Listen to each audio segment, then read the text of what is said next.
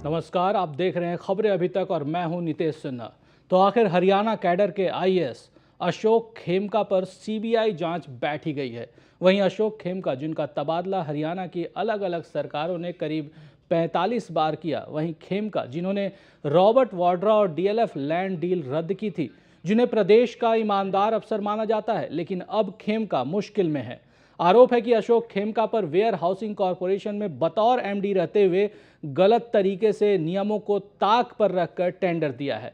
तो ऐसे में सवाल है कि क्या सरकार ने खेमका पर सीबीआई जांच कराने में जल्दबाजी की? क्या यह खेमका को फंसाने की साजिश है या सिर्फ कानून का पालन किया गया है?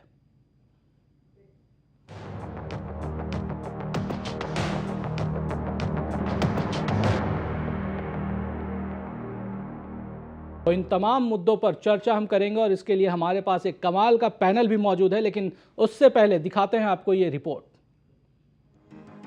रॉबर्ट वाड्रा डीएलएफ डील की जमीन का म्यूटेशन रद्द करने के बाद आईएएस अशोक खेमका पर हरियाणा सरकार की ओर से अब नया आरोप है। आरोप ये कि खेमका ने गोदामों में लगी छत के लिए शीट के जो टेंडर जारी किए उसमें गड़बड़ी की। साथ ही बोली लगाने वालों में ऐसी कंपनियों को भी शामिल किया गया जिन्हें बोली लगाने का अधिकार ही नहीं था। हरियाणा सरकार के मुख्य सचिव एससी चौधरी के मुताबिक मुख्यमंत्री ने गैर वैल्यूम शीट का ठेका देने के मामले में अशोक खेमका के खिलाफ मिली शिकायत की जांच सीबीआई से कराने को मंजूरी दी है। लेकिन इस बाबत जब सीएम साहब से सवाल किया गया तो वो बिना कुछ जवाब दिए चलते बने। सर, एक आखिरी सवाल, खेमका को लेकर एक बारी ऑर्डर। दरअसल आरटीआई कार्यकर्ता रविंद्र कुमार ने 19 अगस्त 2013 को मुख्यमंत्री को एक चिट्ठी लिखकर खेमका पर गलत तरीके से ठेका देने का आरोप लगाते हुए सीबीआई जांच की मांग की थी। आरटीआई लगाई एक के बाद एक, कुछ चीज़ें ऐसी निकली कि जो हजम होने वाली नहीं थी, तो उसके बाद मैंने और चीज़ें उसमें से निकाली, फिर मैंने उसकी शिकायतें सीएम साहब को की थी। अशोक खेमका 11 जुलाई 2008 से 23 अप्रैल 2010 तक वेयर हाउसिंग कॉरपोरेशन के एमडी रहे थे। चंडीगढ़ से मनोज कुमार के साथ ब्यूरो रिपोर्ट, खबरें अभी तक। तो आपने देखा इस रिपोर्ट को और हमारे साथ जो चर्चा में जितने लोग शामिल हैं, हमारा जो पैनल है उससे भी आपकी मुलाकात करवाते हैं। सबसे पहले देखते हैं, हमारे साथ जुड़े हुए हैं इनेलो से हैं सतीश नांदल जी, हमारे साथ जयदेव जी हैं जो बीजेपी से हैं, हमारे साथ पॉलिटिकल एक्सपर्ट हैं एसपी गुप्ता जी, और साथ ही सुप्रीम कोर्ट के एडवोकेट डीके शर्मा जी जो रिटायर्ड जज भी हैं, और इसके साथ कांग्रेस से हमारे साथ जुड़ चुके हैं खजान सिंह जी। आप सभी का इस खास कार्यक्रम में बहुत बहुत स्वागत है। तो सबसे पहले अपने सवालों की शुरुआत करते हैं, हम चलते हैं सीधे खजान सिंह जी के पास। खजान सिंह जी, आपसे जानना चाहूँगा, क्या लगता है आपको, वफादार कांग्रेसी दिखने की एक कोशिश या कि सरकार ने कानून का इस्तेमाल किया है तरीके से?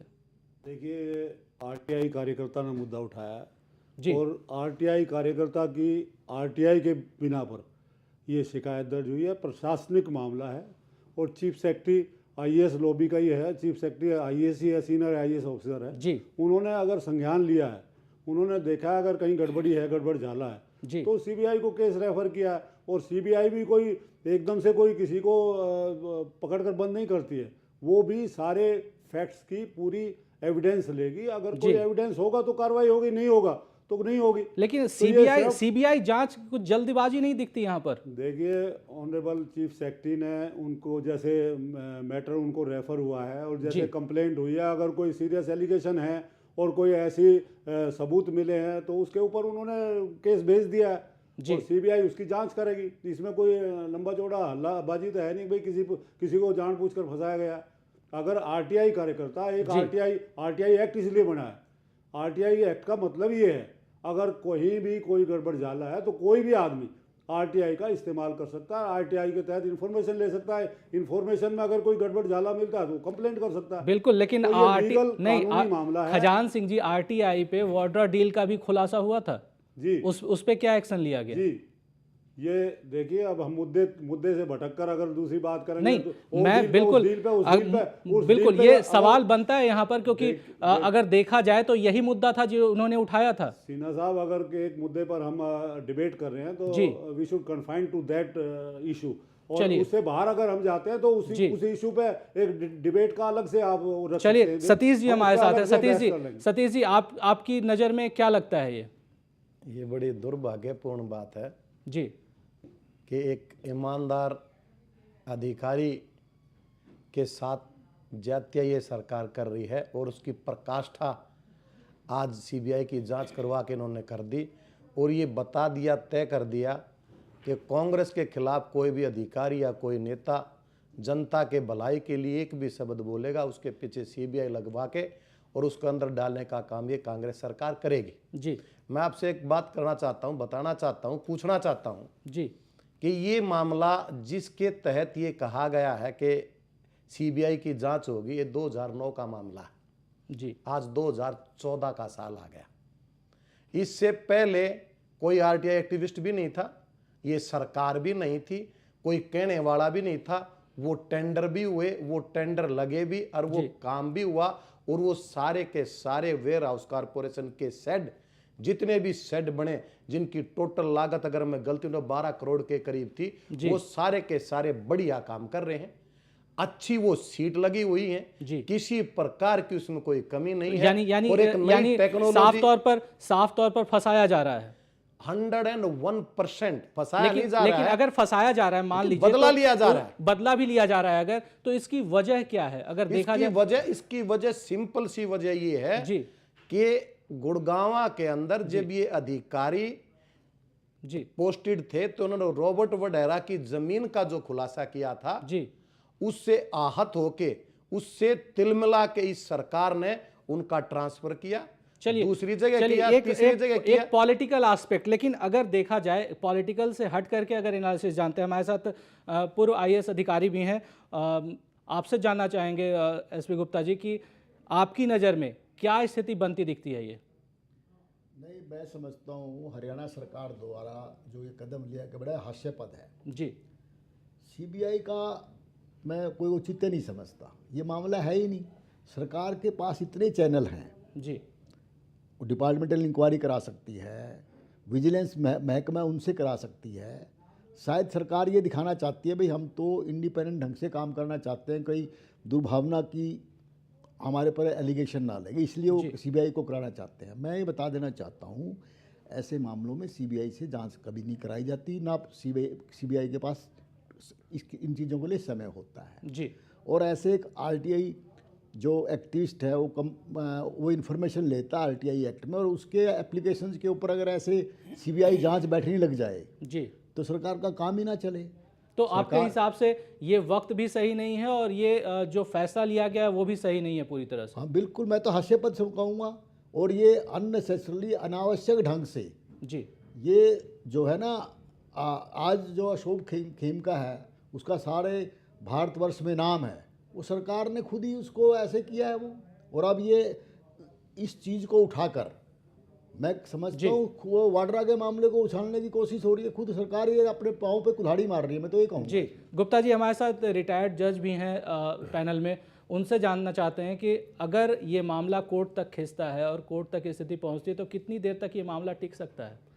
देखिए, इसमें जैसे मेरे मित्र गुप्ता जी ने बताया जी, कानूनी रूप से मैं ये कहूँगा कि पहला तो ये जो गवर्नमेंट ने रेफ़र किया है ये बड़ा जल्दबाजी में और गलत किया जी। अगर आरटीआई एक्ट के अंदर किसी ने इन्फॉर्मेशन ली है और वो उस पर कार्रवाई करना चाहता है तो गवर्नमेंट उस पर कार्रवाई करने की बजाय उसको हाई कोर्ट में रिट में जाना चाहिए था, अगर वो सीबीआई की जांच ही कराना चाहता था, ताकि उसकी एक जुडिशियल स्क्रूटनी हो सके। हमारे देश में सीबीआई को रेफर करने के लिए दो सिस्टम होते हैं, गवर्नमेंट रेफर करती है और कॉन्स्टिट्यूशनल कोर्ट डायरेक्शन दे सकते हैं कि सीबीआई मामले की जांच करे, जैसे कि हाई कोर्ट और सुप्रीम कोर्ट। कांग्रेस की सरकार जो है वो कुछ ज्यादा रेफर नहीं करती सीबीआई को, सीबीआई को ज्यादा रेफर करती है। लेकिन मैं ये कहना चाहूंगा यहाँ पर जब ये मामला वडेरा से जुड़ा हुआ है, एक म्यूटेशन से जुड़ा हुआ है, तो जैसे गुप्ता जी ने कहा कांग्रेस पार्टी के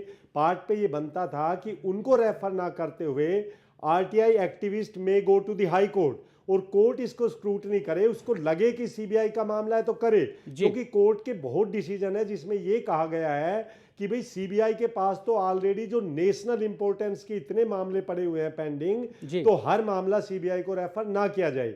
दूसरी बात मैं यहाँ कानूनी ये जोड़ना चाहूंगा कि जो गवर्नमेंट रेफर करती है सीबीआई को वो सेंट्रल गवर्नमेंट के पास जाता है और मिनिस्ट्री ऑफ पर्सनल उसमें नोटिफिकेशन करती है, तब सीबीआई मामले की जांच करती है। तो अभी ये स्टेज है कि जो सीबीआई ने हरियाणा गवर्नमेंट ने रेफर किया है, मैं ये निवेदन करना चाहूंगा और सलाह देना चाहूंगा कि सेंट्रल गवर्नमेंट इस मामले को वापस भेजे कि it is not a fit case for CBI investigation. बिल्कुल। अब आपको क्या लगता है खजान सिंह जी कि जो ये फैसला है वाकई में जल्दबाजी है या कि गलत वक्त पर गलत फैसला लिया गया? देखिए, मेरे लायक दोस्तों ने अपने अपने तर्क दिए हैं, मैं अभी आपके माध्यम से बताना चाहूँगा।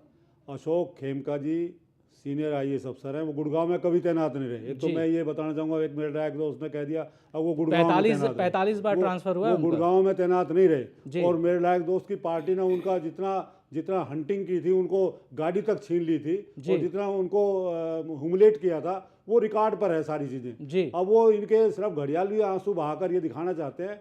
लेकिन मैं ये कहना चाहूंगा फिर भी, क्योंकि गुप्ता जी हमारे सीनियर आईएएस अफसर, तो आपको इस बात की रंजिश, आपकी इस बात की रंजिश तो नहीं है ना कि वाड्रा डील जो रद्द हुई है इससे बिल्कुल कोई रंजिश नहीं है। और मैं आपके माध्यम से कहना चाहूंगा, सीबीआई को रेफर होने से कोई बहुत बड़ा वो नहीं हो गया भाई, वो बहुत बड़ी आफत आ गई।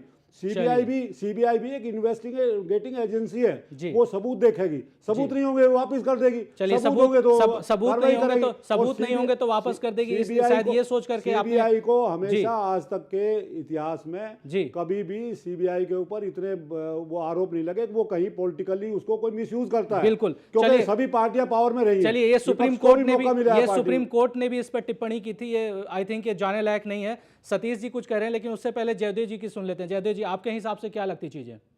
देखिए, मुलाजिम तो कोई भी सरकारी अधिकारी एम्प्लॉइज कंडक्ट रूल के तहत हर मामले में सरकार के कब्जे में होता है। सीबीआई के हथियार की तो केवल हरियाणा सरकार ने एक बौखलाहट के चलते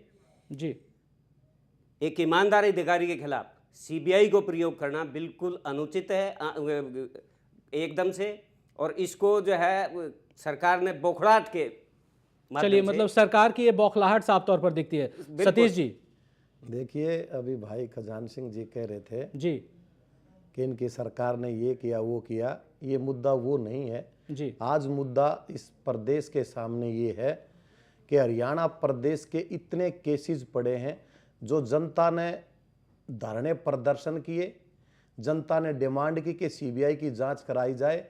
आज तक इस सरकार ने केसों को रेफर नहीं किया। रॉबर्ट ये अपना खेमका जी ने खुद 2009 में जब वो वहां पे थे, आईएएस अधिकारियों ने 5 करोड़ की अंदाजा सब्सिडी डकार ली थी, उसके बारे में सीबीआई जांच की मांग की थी। एक आईएएस अधिकारी जो एमडी थे वहां के, उनकी डिमांड पे तो सीबीआई की इंक्वायरी आज तक ना हुई। और एक आरटीआई एक्टिविस्ट ने एक बात लिख दी, एक एप्लीकेशन लिख दी छोटी सी, उसके ऊपर हरियाणा सरकार एकदम से सीबीआई की इंक्वायरी बिठाती है। चलिए सतीश जी, सिर्फ 3-4 महीने के अंदर अंदर इस बात में सीधी सी बात यह है कि ये कहलवाना चाहते हैं। और जैसे भाई कह रहे थे कि सेंट्रल गवर्नमेंट के पास जाएगा, अभी DK शर्मा जी कह रहे थे अपने वकील साहब कि भाई सेंट्रल गवर्नमेंट इसको वापस कर देना चाहिए। अरे भाई, यो अप्लाई सेंट्रल गवर्नमेंट ने करवाया। जी बिल्कुल, आपकी इस बात का भी जवाब लेंगे किया जाए और इस अधिकारी को डरा जाए, धमकाया जाए, और कोई भी अधिकारी या कोई नेता कांग्रेसी के किसी आदमी के खिलाफ बोलने की, चलने की, सोचने की जरूरत ना करे, इसलिए सारी कार्रवाई कराई गई है। बिल्कुल, यानी कि ये कहा जा सकता है कि सेंट्रल गवर्नमेंट के इशारे पर सब कुछ हुआ। आपकी तमाम बातों, बिल्कुल आपकी बातों का जवाब लेंगे। खजान जी आपके सामने प्रेस कॉन्फ्रेंस से उठ के भाग गए और एक